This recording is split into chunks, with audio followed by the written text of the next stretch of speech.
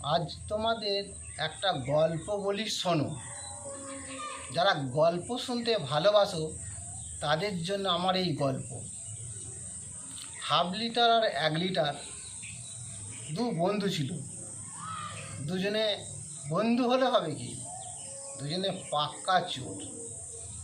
বৈশাখ মাসের শেষে শ্রীকৃষ্ণ মন্দিরে হরিনাম সংকীর্তন হবে। শুনে 1/2 লিটার 1 লিটার খুব আনন্দিত। গ্রামের শেষে একটা পুরো বাড়িতে সন্ধ্যা হলেই দুজনের আড্ডা।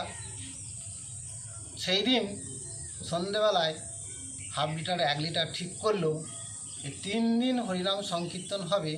ওই 3 দিন কী করা যাবে, যুক্তি ঠিক করলো। দেখতে দেখতে হরিনাম কীর্তনের দিন এসে গেল। সবাই হরিনাম শুনতে গেছে। এই সুযোগে 1/2 লিটার 1 লিটারকে বলে, চল আমরা চুরি করতে বেরিয়ে পড়ি। রাত্রি 12টার পর তারা চুরি করতে বেরিয়ে যায়। সারা রাত চুরি করে ভোরের দিকে বাড়ি ফেরে। যেদিন প্রথম দিন হরিনাম সংকীর্তন হবে সেই দিন 1/2 লিটার 1 লিটারকে বলল, চল ভাই, গ্রামের যত আত্মীয় স্বজন এসেছিল, মানুষজন এসেছিল, সবাই হরিনাম কীর্তন শুনতে গেছে, চল চুরি করতে যাই। তখন 1 লিটার বলল, না ভাই, আমি আজ চুরি করতে যাব না। সারা জীবন অনেক চুরি করেছি, অনেক পাপ করেছি। আজ আমি হরিনাম কীর্তন শুনে পাপ থেকে মুক্তি পেতে চাই, পাপ থেকে পুণ্য লাভ করতে চাই। আমি আজ চুরি করতে যাব না, আজ আমি হরিনাম কীর্তন শুনব, তুই একাই চুরি করতে যা। তখন 1/2 লিটার একাই চুরি করতে চলে গেল। গিয়ে গয়না গাঁটি টাকা পয়সা অনেক চুরি করলো। চুরি করে ফিরে আসছে আর ভাবছে, 1 লিটার কমন হরিনাম কীর্তন শুনছে, পুণ্য লাভ করছে, পাপ থেকে মুক্তি পাবে, সে স্বর্গে যাবে।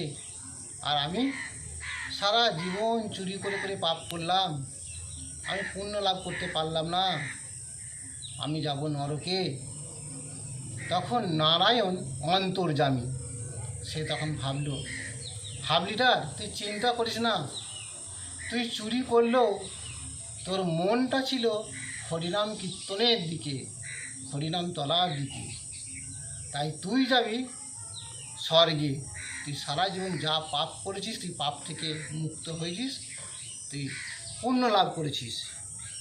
আর 1 লিটার হরিনাম সংকীর্তন শুনলেও তার মনটা ছিল চুরির দিকে, যে 1/2 লিটার কত চুরি করছে, কত রোজগার করছে, তাই 1 লিটার কোনো পুণ্য লাভ হয়নি, সে অনেক পাপ করেছে হরিনাম শুনতে শুনতে, শুধু চুরির কথায় চিন্তা করেছে, তাই 1 লিটার যাবে নরকে। গল্পটা তোমাদের কেমন লাগলো কমেন্ট করে জানাবেন। ধন্যবাদ।